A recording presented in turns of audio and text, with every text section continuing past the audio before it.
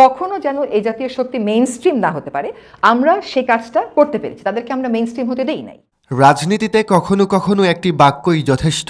একটি বাক্য, একটি সাক্ষাৎকার, আর তাতেই কেঁপে উঠতে পারে পুরো রাজনৈতিক অঙ্গন। সম্প্রতি ঠিক এমনই একটি বাক্যকে ঘিরে আবারও উত্তপ্ত হয়ে উঠেছে বাংলাদেশের রাজনীতি। বিতর্কের কেন্দ্রে সাবেক অন্তর্বর্তীকালীন সরকারের উপদেষ্টা সৈয়দা রিজওয়ানা হাসান। একটি সাক্ষাৎকার, একটি মন্তব্য, আর তারপর থেকেই শুরু হয়েছে তুমুল বিতর্ক, পাল্টাপাল্টি অভিযোগ আর রাজনৈতিক ব্যাখ্যার ঝড়। প্রশ্ন উঠেছে, এটি কি শুধুই উগ্রবাদের বিরুদ্ধে একটি সামাজিক অবস্থান, নাকি এর ভেতরে লুকিয়ে আছে নির্বাচনী ইঞ্জিনিয়ারিংয়ের গোপন ইঙ্গিত? কারণ রাজনীতিতে প্রতিটি শব্দেরই আলাদা ওজন থাকে, আর কখনো কখনো একটি বাক্যই হয়ে ওঠে বিস্ফোরণ। 2024 সালের রাজনৈতিক পরিবর্তনের পর দেশে যখন অন্তর্বর্তীকালীন সরকার গঠন করা হয়, তখন কয়েকজন উপদেষ্টা দ্রুত আলোচনার কেন্দ্রে চলে আসেন। তাদেরই একজন ছিলেন সৈয়দা রিজওয়ানা হাসান। প্রশাসন, পরিবেশ এবং নীতি সংক্রান্ত নানা বিষয়ে তার ভূমিকা ছিল দৃশ্যমান।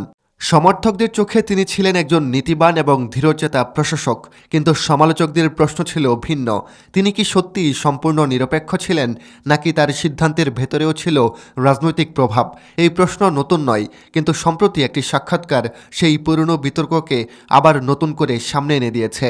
একটি গণমাধ্যমকে দেওয়া সাক্ষাৎকারে রিজওয়ানা হাসান বলেন, সমাজে এমন কিছু শক্তি রয়েছে যারা নারীবাদ, নারীর ক্ষমতায়ন এবং নারীর সমান অধিকারের বিরোধিতা করে। এই শক্তিগুলো যেন কখনোই ক্ষমতার মূলধারার রাজনীতিতে প্রভাব বিস্তার করতে না পারে, সেজন্য সমাজকে প্রতিরোধ গড়ে তুলতে হবে। তিনি বিশেষভাবে উল্লেখ করেন ধর্মীয় উগ্রবাদী গোষ্ঠীগুলোর কথা, যারা নারীদের নিয়ে কটূক্তি করেন, মাজারে হামলা চালায় এবং সমাজে সহিংসতা ছড়ায়। তার মতে নারী সমাজ ও নাগরিক সমাজের প্রতিরোধের কারণে এই শক্তিগুলো মূলধারায় জায়গা করে নিতে পারেনি।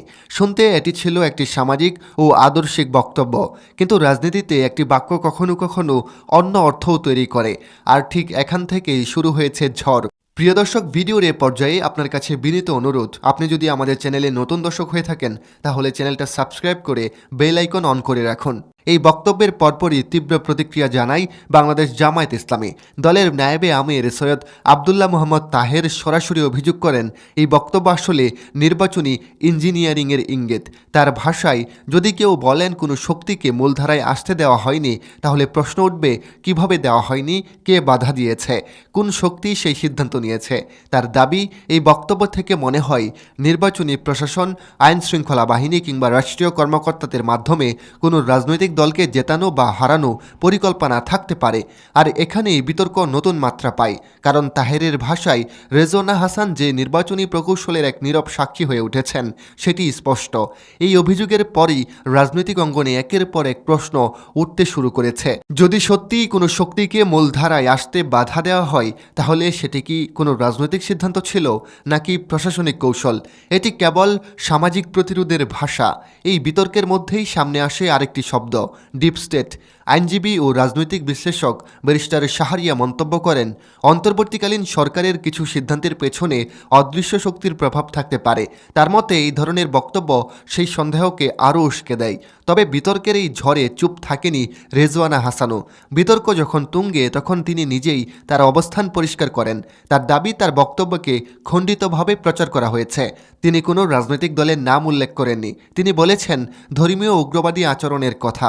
সাক্ষাৎকারের মূল প্রসঙ্গ ছিল মাজারে হামলা, মানুষের উপর নির্যাতন এবং নারীদের নিয়ে কটূক্তি। তার মতে নারী সমাজ ও নাগরিকদের প্রতিবাদের কারণেই সেই উগ্রবাদী শক্তি শেষ পর্যন্ত ক্ষমা চাইতে বাধ্য হয়েছে। আর তিনি যখন বলেছিলেন মেইনস্ট্রিম হতে দেওয়া হয়নি, তখন তিনি সরকারের কথা বলেননি, বলেছেন সমাজের প্রতিরোধের কথা। কিন্তু রাজনীতিতে ব্যাখ্যা কখনো একরকম থাকে না। বাংলাদেশের রাজনীতিতে এমন ঘটনা নতুন নয়। একটি বক্তব্য, একটি শব্দ, আর তারপর তার অসংখ্য ব্যাখ্যা। কেউ সেটিকে দেখেন আদর্শিক অবস্থান হিসেবে, কেউ দেখেন রাজনৈতিক ষড়যন্ত্র হিসাবে। একই মুদ্রার দুই পিঠ।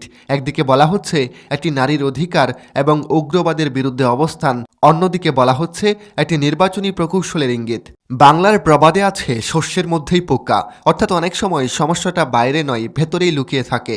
এই বিতর্কের পর অনেকেই প্রশ্ন তুলেছেন, অন্তর্বর্তীকালীন সরকার কি সত্যিই সম্পূর্ণ নিরপেক্ষ ছিল, নাকি তার ভেতরেও কাজ করছিল রাজনৈতিক প্রভাব? এখানেই আসে সবচেয়ে গুরুত্বপূর্ণ প্রশ্ন। যদি রেজওয়ানা হাসানের বক্তব্য সত্যি উগ্রবাদ, মাজারে হামলা এবং নারীদের বিরুদ্ধে সহিংসতার প্রসঙ্গ হয়ে থাকে, তাহলে একটি পাল্টা প্রশ্ন উঠতেই পারে, যদি তিনি কোনো নির্দিষ্ট রাজনৈতিক দলের নাম উল্লেখ না করে থাকেন, তাহলে একটি দল কেন এত দ্রুত ধরে নিল যে এই বক্তব্য তাদের উদ্দেশ্যে দেওয়া হয়েছে? রাজনীতির ভাষায় একে অনেকে বলেন নুনের ছিটা লাগা, অর্থাৎ একটি সাধারণ সমালোচনা হঠাৎ এমন প্রতিক্রিয়া তৈরি করে যেন সেটি সরাসরি কারো দিকে আঙুল তুলেছে। এই জায়গাতেই বিতর্কটি আরও জটিল হয়ে উঠেছে, কারণ বাংলাদেশের সাম্প্রতিক ইতিহাসে মাজারে হামলা, নারীদের নিয়ে কটূক্তি কিংবা ধর্মীয় সহিংসতার ঘটনাগুলো প্রায়ই উগ্রবাদী গোষ্ঠীর সঙ্গে যুক্ত করে আলোচনা করা হয়েছে। ফলে প্রশ্ন উঠতেই পারে, রেজওয়ানা হাসানের বক্তব্য যদি সেই সামাজিক বাস্তবতার প্রেক্ষিতে হয়ে থাকে, তাহলে একটি দল কেন এত দ্রুত এটিকে নিজেদের বিরুদ্ধে অভিযোগ হিসেবে দেখল? রাজনীতিতে অনেক সময় প্রতিক্রিয়া তৈরি হয় তিনটি জিনিস থেকে: ধারণা, সন্দেহ এবং অতীতের ইতিহাস। এখন এই বিতর্কের কেন্দ্রে দাঁড়িয়ে আছে দুটি দাবি। একদিকে রেজওয়ানা হাসানের বক্তব্য, তিনি উগ্রবাদী আচরণের বিরুদ্ধে কথা বলেছেন। অন্যদিকে জামায়াতের অভিযোগ, তার বক্তব্যে লুকিয়ে আছে নির্বাচনী প্রকৌশলের ইঙ্গিত। এখন প্রশ্ন একটাই, এটি কি শুধুই ভুল ব্যাখ্যার ফল, নাকি এই বিতর্কের ভেতরে লুকিয়ে আছে আরও বড় কোনো রাজনৈতিক গল্প, যা হয়তো এখনও পুরোপুরি সামনে আসেনি? শেষ পর্যন্ত প্রশ্ন কিন্তু থেকেই যায়। একটি বাক্য যা কেউ দেখছেন সামাজিক প্রতিরোধের ভাষা হিসেবে, আবার কেউ দেখছেন রাজনৈতিক ইঙ্গিত হিসেবে। রাজনীতির ময়দানে সত্যটা অনেক সময় সরল থাকে না।